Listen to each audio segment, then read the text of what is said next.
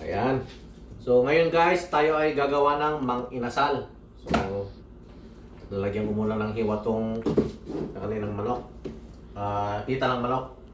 Ayan. Gusto ko na may pumasok yung lasa niya dito. Ayan. Tapos ko na ho siyang nahiwa. Ngayon naman ay lalagay tayo ng lemon. Ayan. Lagyan na natin lahat itong isa.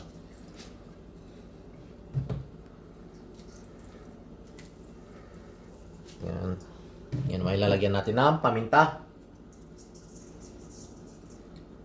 Tapos itong bawang. Siyempre ilalagay na natin itong soy sauce.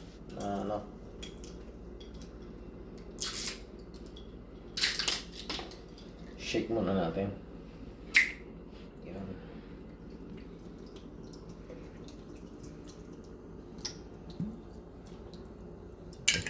Tapos lalagay ako ng rice wine. Hindi ko lang alam kung nasaan na. Ayun, nandito. Ayan. So ngayon na maglalagyan ko pa siya ng rice wine. Ayan.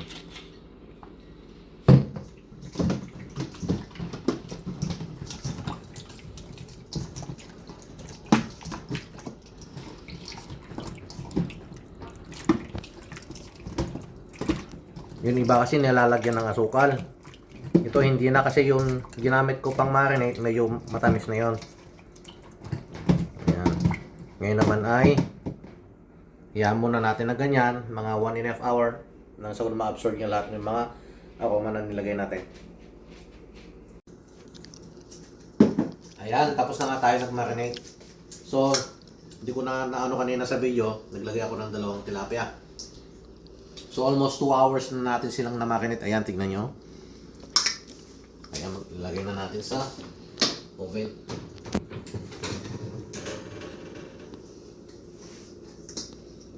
Tilapia.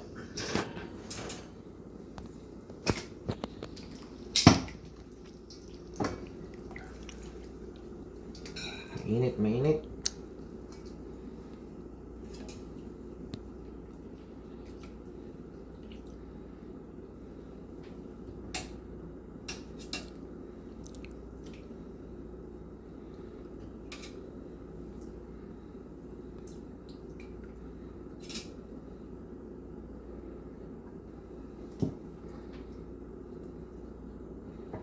Ayun, pasok ko na. Ayun.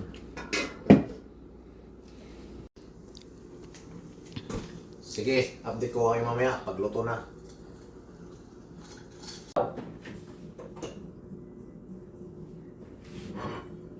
Kunin na natin. Oh, yan o, tignan nyo. Wow, sarap. Kulay pa lang oh.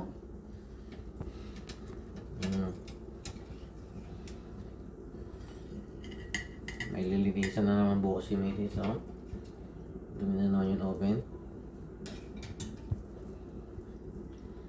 Wow, wow, wow. Diyan na muna yung tilapia. Ayan.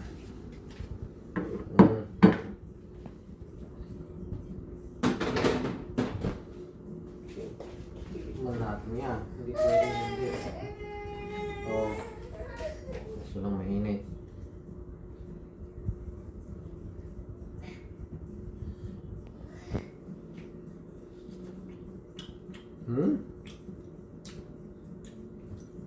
Manamis-namis siya. Yung malinamnam. Masarap. Ito yung ginamit ko. Sarap siya.